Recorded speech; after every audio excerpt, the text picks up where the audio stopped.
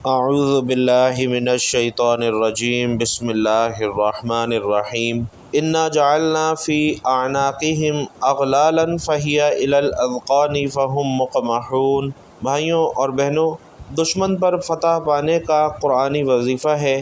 دشمن چاہے آپ کے خاندان کے اندر ہو، گھر کے اندر ہو یا باہر کوئی دشمن ہو، انشاءاللہ اس ایک قرآنی وظیفے سے آپ ہر طرح کے دشمن سے محفوظ ہو جائیں گے۔ نہ صرف آپ بلکہ آپ کے گھر والے اور آپ کی اولاد بھی دشمنوں کے شر سے محفوظ ہو جائے گی۔ بھائیوں اور بہنوں، یہ دنیا فانی ہے اور اس دنیا میں کوئی بھی شخص ایسا نہیں ہے جس نے دکھ، درد، دشمنی یا ظلم کا سامنا نہ کیا ہو۔ اللہ تعالیٰ سورۃ البلد میں ارشاد فرماتا ہے، لَقَدْ خَلَقْنَا الْإِنسَانَ فِي كَبَدٍ، یعنی یقیناً ہم نے انسان کو مشقت میں پیدا کیا ہے۔ یعنی انسان کی زندگی سراسر آزمائش ہے، اور ان آزمائشوں میں سب سے زیادہ تکلیف دہ آزمائش دشمنی اور ظلم ہے۔ ہر دور میں، ہر قوم میں اور ہر معاشرے میں مظلوم اور ظالم کی کہانی دہراتی جاتی رہی ہے۔ دشمنوں کی چالیں، سازشیں، حسد، جادو، نظر بد اور شرپسندی ایک ایسا المیہ ہے جو ہر انسان کو کسی نہ کسی شکل میں متاثر کرتا ہے۔ اللہ تعالیٰ نے انسان کو اس دنیا میں آزمائش کے لیے بھیجا ہے، اور اس آزمائش کی ایک اہم صورت دشمنی، عداوت اور شر ہے۔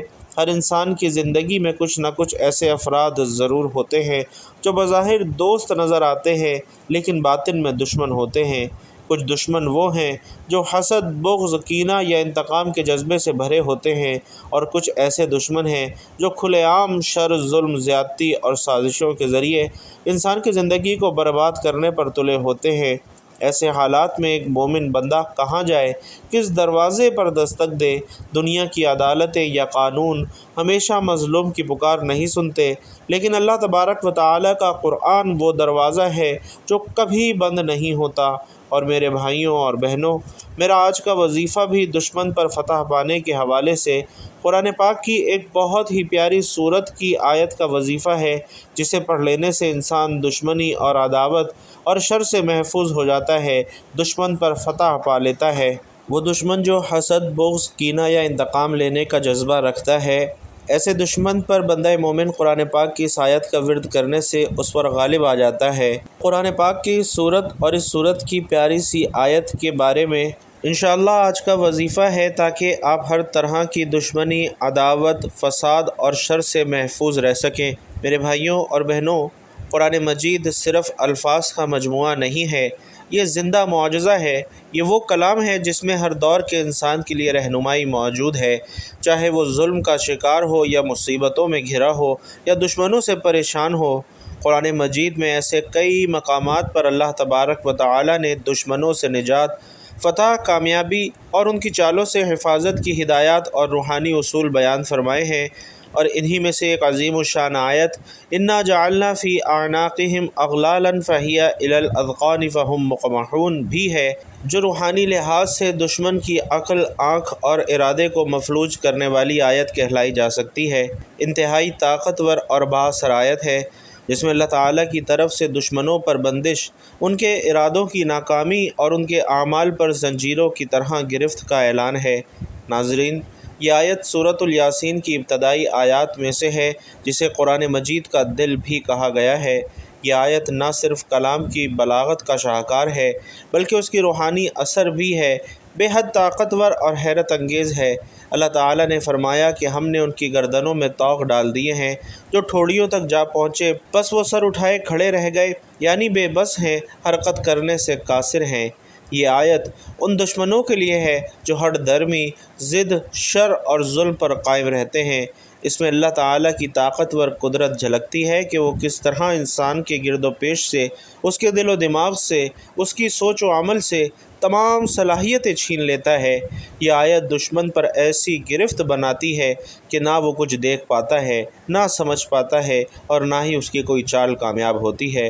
وہ ظاہری طور پر چلتا پھرتا تو نظر آتا ہے، لیکن اندر سے قید ہو چکا ہوتا ہے۔ اور ایسے ہی دشمنوں پر اگر یہ آیت خلوص نیت، تقوی اور یقین کے ساتھ پڑھ لی جائے تو وہ دشمن اپنی ہی چال میں الجھ کر رہ جاتا ہے، اس کی زبان بند ہو جاتی ہے، اس کی عقل معطل ہو جاتی ہے، اور وہ ظاہری طور پر مضبوط ہوتے ہوئے بھی روحانی شکست سے دوچار ہو جاتا ہے۔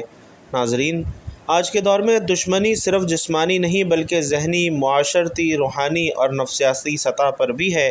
کبھی کوئی رشتہ دار آپ کو نیچا دکھانا چاہتا ہے، کبھی دفتر کا کوئی ساتھی ترقی کی راہ میں رکاوٹ بن جاتا ہے، کبھی کاروباری حریف ہیلے بہانے سے آپ کو ناکام کرنا چاہتا ہے، تو کبھی کسی انسان کی نظر بد، حسد یا جادو سے انسان کا سارا سکون برباد ہو جاتا ہے۔ اور ایسے میں جب انسان ظاہری اسباب سے مایوس ہو جائے تو ایک مومن کے پاس اللہ کے کلام کا راستہ ہوتا ہے، جو ہر دروازہ کھولنے والا، ہر بندش کو ختم کرنے والا اور ہر دشمن پر غالب آنے والا ہے۔ اولیاء کرام فرماتے ہیں کہ قرآن کی آیات محض تلاوت کے لیے نہیں بلکہ ان کے اندر ایک روحانی طاقت پنہاں ہے۔ خاص طور پر وہ آیات جو کہ دشمن کے مقابلے میں نازل ہوئیں، ان میں دشمنوں کے شر کو لوٹانے، ان کے ارادوں کو ناکام بنانے اور ان کی عقل پر پردہ ڈالنے کی طاقت ہے۔ ایسے میں اگر کوئی بندہ اس آیت کو نیت، یقین اور استقامت کے ساتھ اپنا وظیفہ بنا لیتا ہے تو اللہ تعالیٰ اسے ایسے غیبی رستے کھولتا ہے کہ دشمن بے بس ہو جاتا ہے، یا خود اللہ تعالیٰ کی طرف سے ایسا پردہ ڈال دیا جاتا ہے کہ وہ مومن کو کچھ بھی نقصان نہیں پہنچا سکتا۔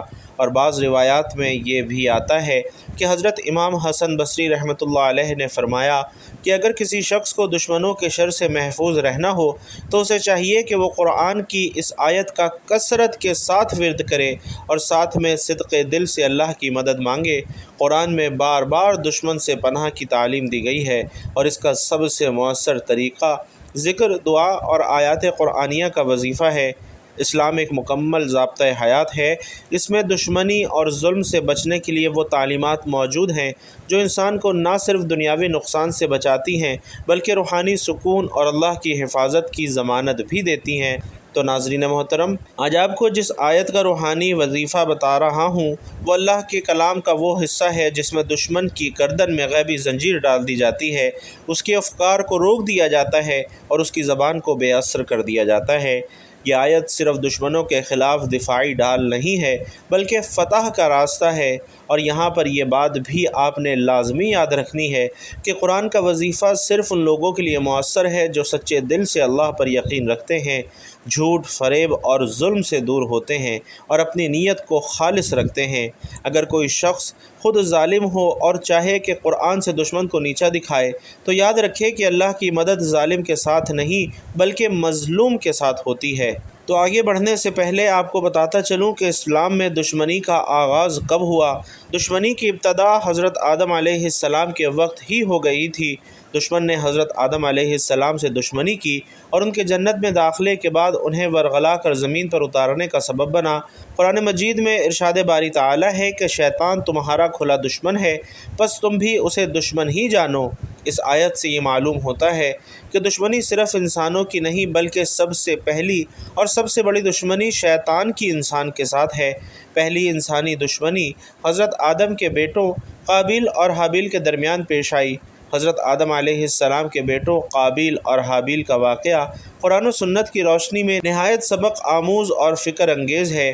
اس واقعے کو قرآن مجید میں سورۃ المائدہ میں بیان کیا گیا ہے، اور یہ واقعہ انسانی تاریخ کا پہلا قتل، پہلا ظلم اور پہلی دشمنی ہے کہ جب حضرت آدم علیہ السلام اور حضرت حوا علیہ السلام کو اللہ تعالیٰ نے جنت سے زمین پر اتارا تو ان کے ہاں اولاد ہونے لگی۔ اللہ تعالیٰ کے حکم کے مطابق ہر بار حضرت حوا کے بطن سے ایک لڑکا اور ایک لڑکی پیدا ہوتے، اور جب ان کی اولاد جوان ہوتی تو اللہ کا حکم تھا کہ ایک لڑکے کی شادی دوسرے حمل سے پیدا ہونے والی لڑکی سے کی جائے، یعنی حقیقی بھائی بہن آپس میں نکاح نہ کریں بلکہ دوسری جوڑی سے نکاح کیا جائے۔ ایسے ہی حضرت آدم علیہ السلام کے دو بیٹے قابیل اور حابیل تھے۔ قابیل زراعت کرتا تھا اور حابیل جانور پالتا تھا۔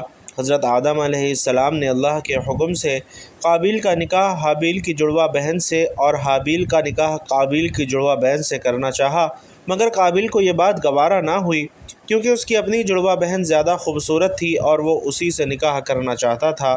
حضرت آدم علیہ السلام نے جھگڑے کا فیصلہ یوں فرمایا کہ دونوں بھائی اللہ تعالیٰ کی بارگاہ میں قربانی پیش کریں، اور جس کی قربانی اللہ قبول فرما لے وہی اس لڑکی سے نکاح کرے۔ لہٰذا دونوں بھائیوں نے اپنی اپنی قربانی پیش کی۔ حابیل نے دل کی نیت سے اللہ کی رضا کے لیے اپنے بہترین جانور میں سے ایک فربا اور خوبصورت دمبا ذبح کیا۔ قابیل نے غصہ اور ریاکاری کے ساتھ کھیتی میں سے سب سے کمزور اور ناقص اناج نکالا اور بطور قربانی پیش کیا۔ ناظرین، اس زمانے میں قربانی کی قبولیت کا طریقہ یہ تھا کہ آسمان سے ایک آگ آتی اور قبول شدہ قربانی کو جلا دیتی۔ چنانچہ اللہ تعالیٰ نے حابیل کی قربانی قبول فرما لی اور آگ آ کر اسے لے گئی، مگر قابیل کی قربانی کو اللہ تعالیٰ نے رد فرما دیا اور آگ نہ آئی۔ قربانی کی قبولیت سے قابیل کے اندر حسد کی آگ بھڑک اٹھی۔ اس نے نہ صرف قربانی کے رد کیے جانے پر ناراضگی ظاہر کی، بلکہ اپنے بھائی حابیل سے حسد کرتے ہوئے اسے قتل کی دھمکی تک دے ڈالی۔ قرآن مجید اس بات کو یوں بیان کرتا ہے کہ جب دونوں نے قربانی پیش کی تو ایک کی قربانی قبول ہو گئی اور دوسرے کی نہ کی گئی۔ اس نے کہا میں تجھے ضرور قتل کروں گا، دوسرے نے کہا کہ اللہ صرف متقی لوگوں کی قربانی قبول کرتا ہے۔ قصہ مختصر ناظرین، حابیل نے نرمی سے اور اللہ تعالیٰ کے خوف کے ساتھ قابیل کو سمجھانے کی کوشش کی کہ اگر تو مجھے قتل کرنے کے لیے ہاتھ بڑھائے گا تو میں تجھے قتل کرنے کے لیے ہاتھ نہیں اٹھاؤں گا، کیونکہ میں اللہ رب العالمین سے ڈرتا ہوں۔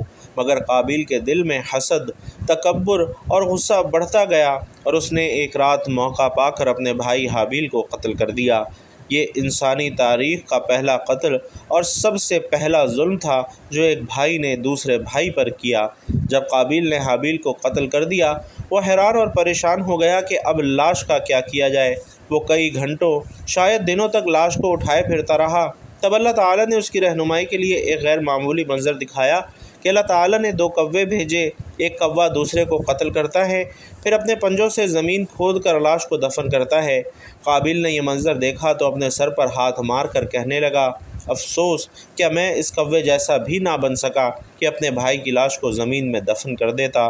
چنانچہ اس نے اسی طرح اپنے بھائی کی لاش کو دفن کیا اور دنیا میں سب سے پہلی قبر بنی۔ بھائیوں اور بہنوں، اس واقعے سے انسانی دشمنی کے کئی اسباق ظاہر ہوتے ہیں، جس میں پہلے نمبر پر آتا ہے کہ حسد انسان کو تباہ کر دیتا ہے۔ قابیل نے حسد کے باعث ایسا ظلم کیا کہ جس کا بوجھ آج بھی اس کی گردن پر ہے۔ دوسرے نمبر پر آتا ہے کہ نیکی اللہ کی رضا کے ساتھ قبول ہوتی ہے۔ نیت کا خلوص اور تقوی ہی عبادت کی قبولیت کی بنیاد ہے۔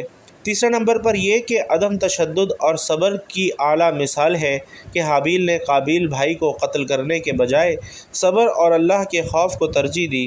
نمبر 4 قبر کی ابتدا ہے کہ کوے کے ذریعے اللہ تعالیٰ نے انسان کو دفن کرنے کا طریقہ سکھایا، اور سب سے آخر میں یہ ہے کہ ہر قتل کا گناہ قابیل کے کھاتے میں جاتا ہے۔ ایک حدیث کے مطابق جو بھی انسان ناحق قتل کیا جائے گا اس کے خون کا کچھ بوجھ قابیل پر بھی ہوگا، کیونکہ وہ پہلا قاتل تھا۔ تو ناظرین، آپ بھی کسی دشمن پر قابو پانا چاہتے ہیں، وہ دشمن چاہے آپ کے گھر میں ہو، چاہے آپ کے خاندان میں ہو، چاہے باہر سے کوئی ہو، تو آپ اس قرآنی آیت سے اپنے دشمن پر قابو پا سکتے ہیں۔ آپ نے یہ آیت دشمن پر فتح پانے کے لیے کب، کیسے اور کتنی تعداد میں پڑھنی ہے؟ تو ناظرین، اس عمل کو کرنے کے لیے سب سے پہلے یقین ضروری ہے کہ انسان مکمل توجہ اور اللہ تعالیٰ کی ذات پر یقین رکھتے ہوئے خاموشی اور یکسوئی کے ساتھ بغیر کسی سے لڑائی جھگڑا کیے یہ وظیفہ کرے۔ یہ عمل صرف اس وقت کام کرتا ہے جب کوئی ظلم، حسد، جادو یا سازش کر رہا ہو، اور اس ظلم سے بچنے کے لیے، اس حسد اور سازش سے بچنے کے لیے ہر وقت اللہ کی مدد کا انتظار کرے، پوری عاجزی سے فریاد کرے، اور اس عمل کو کرنے کا مقصد دشمن کے شر سے محفوظ رہنا ہے، اس کے منصوبوں کو ناکام بنانا ہے، اس کے دل میں خوف، کمزوری اور الجھن ڈالنا ہو، اور اللہ کی مدد سے دشمن پر غلبہ حاصل کرنا ہو۔ تو ناظرین، یہ عمل آپ کسی بھی وقت کر سکتے ہیں، لیکن اس کا بہترین وقت نماز عشاء کے بعد یا تہجد کے وقت ہے۔ اگر آپ دن میں پڑھنا چاہیں تو دن میں بھی یہ عمل کر سکتے ہیں۔ تو سب سے پہلے باوضو ہو جائیے، تنہائی میں کسی پاک صاف جگہ پر بیٹھ جائیے، اور سب سے پہلے 3 مرتبہ آپ بسم اللہ الرحمن الرحیم پڑھ لیجئے۔ اس کے بعد حضور پاک صلی اللہ علیہ وسلم کی ذات اقدس پر درود پاک کا نذرانہ پیش کیجیے۔ درود پاک آپ کوئی سبھی پڑھ سکتے ہیں، چاہے تو آسان اور مختصر سا درود صلی اللہ علیہ وآلہ وسلم پڑھ لیں، یا صلی اللہ علی محمد پڑھ لیں، یا پھر نماز والا درود یعنی درود ابراہیمی پڑھ لیں۔ خیر و برکت اور ثواب کی نیت سے ایک مرتبہ درود ابراہیمی میرے ساتھ بھی پڑھ لیجئے۔ اللہم صلی علی محمد وعلی آل محمد کما صلیت علی ابراہیم وعلی آل ابراہیم انک حمید مجید۔ اللہم بارک علی محمد وعلی آل محمد कमा बारकत अला इब्राहीम व अला आलि इब्राहीम इन्नका हमीदुम मजीद। दुरूद पाक पढ़ने के बाद अब आपने कुरान पाक की सूरतुल यासीन की इस आयत की तिलावत करनी है। तवज्जो से सुन लीजिए, छोटी सी आयत है, आप सुनकर भी पढ़ सकते हैं, वरना आप सूरतुल यासीन की इब्तदाई आयत में से इसे देखकर भी पढ़ सकते हैं। आयत है, इन्ना जअलना फ़ी अअनाक़िहिम अग़लालन फ़हिय इलल अज़क़ानि फ़हुम मुक़महून। हर मरतबा दिल में उस दुश्मन का तसव्वुर रखें जो आपको नुकसान पहुंचा रहा है। आपने ये आयत तस्बीह के दानों पर गिनकर या हाथों की उंगलियों पर गिनकर तवज्जो और ध्यान के साथ 41 मरतबा पढ़नी है। यह आयत 41 मरतबा पढ़ने के बाद आपने कुरान पाक की एक और बहुत ही प्यारी आयत हस्बुनल्लाहु व निअमल वकील, यानी अल्लाह हमें काफ़ी है और वही बेहतरीन कारसाज है, आपने ये आयत पढ़नी है और इस आयत को भी आपने 41 मरतबा गिन कर पढ़ना है। इसके बाद आपने अल्लाह ताला के बहुत ही प्यारे नामों की एक तस्बीह पढ़नी है, यानी मुकम्मल 100 मरतबा आपने अल्लाह ताला के ये मुबारक नाम पढ़ने हैं और ये मुबारक नाम या हफीज़ु या सलामु या अल्लाहु हैं। तीनों नामों को मिलाकर पढ़ेंगे तो एक शुमार होगा और इस तरीके से आपने 100 मरतबा या हफीज़ु या सलामु या अल्लाहु पढ़ना है। इस अमल को आपने आज़माने के लिए या मजाक में नहीं पढ़ना, ये वजीफ़ा करने के लिए ज़रूरी है कि हराम खाने से परहेज़ करें, तो रिज़्क़ हलाल का ख्याल करें, ज़बान से किसी को बुरा भला ना कहें, सब कुछ अल्लाह के सुपुर्द कर दें। जब आप इन बातों का ख्याल करके दुश्मन का तसव्वुर करते हुए ये अमल, ये वजीफ़ा बताई गई तादाद और तरतीब से पढ़ेंगे तो आपको दुश्मन पर इंशाअल्लाह फ़तह हासिल होगी। दुश्मन के इरादे और उसकी ताकत कमज़ोर होने लगेगी, वो ख़ुद उलझन, परेशानी और रुकावट का शिकार होता जाएगा और अल्लाह ताला आपकी गैबी मदद फरमाएगा। दिल को सुकून, जहन को इत्मीनान और हालात में बेहतरी आएगी। भाइयों और बहनों, जब जुल्म हद से बढ़ जाए, जब दुश्मन ताकतवर हो, जब निजात के लिए रास्ते बंद दिखाई दें, तब कुरान मजीद ही वो सहारा है जो दिल को थाम लेता है और दुश्मन के दिल पर असर करता है। इरशाद बारी ताला है, और हम कुरान में वो कुछ नाजिल करते हैं जो मोमिनों के लिए शिफा और रहमत है। कुरान के ज़रिए दुआ मांगना, तिलावत से नूर हासिल करना और इसकी आयात हिफाजत के लिए पढ़ना मोमिन का सबसे बड़ा और सबसे ताकतवर हथियार है। कुरान मजीद ख़ुद फरमाता है कि बुराई को इस भलाई से दफ़ा करो जो सबसे बेहतर हो, फिर वही शख्स जिससे तुम्हें दुश्मनी थी ऐसा हो जाएगा जैसे गहरा दोस्त। यानी दुश्मनी का असल तोड़ हुस्न अखलाक, सब्र और दुआ है। नाज़रीन, आयत मुकम्मल बताए गए तरीक़े और तरतीब से पढ़ने के बाद और अल्लाह ताला के नामों की तस्बीह करने के बाद आपने आखिर में इतना ही दुरूद पाक लाजमी पढ़ना है, इतना वजीफ़ा शुरू करने से पहले पढ़ा था। और फिर अल्लाह ताला से दुआ करनी है कि या अल्लाह, मेरे दुश्मन के इरादे तोड़ दे, उसकी ज़बान बंद कर दे, उसके शर से मुझे महफूज फरमा और मुझे उस पर फ़तह अता फरमा। जैसे तूने मूसा अलैहिस्सलाम को फ़िरौन पर गलबा दिया, वैसे ही मुझे अपने दुश्मनों पर गलबा अता फरमा। अल्लाह रब्बुल इज़्ज़त से दुआ है कि नेकी की बात हम सब को सुनने, समझने और उस पर अमल करने की ताकत और तौफ़ीक़ मरहमत फ़रमाए। मेरा सुनाना और आपका सुनना अपनी बारगाह में कबूल व मंजूर फ़रमाए। आमीन या रब्बुल आलमीन। भाइयों और बहनों, आखिर में आपसे गुजारिश है कि वीडियो पसंद आई हो तो कमेंट बॉक्स में एक मरतबा जज़ाकल्लाह ज़रूर लिखते जाइएगा। अल्लाह तबारक व तआला आप सब का हामी व नासिर हो। आमीन या रब्बुल आलमीन।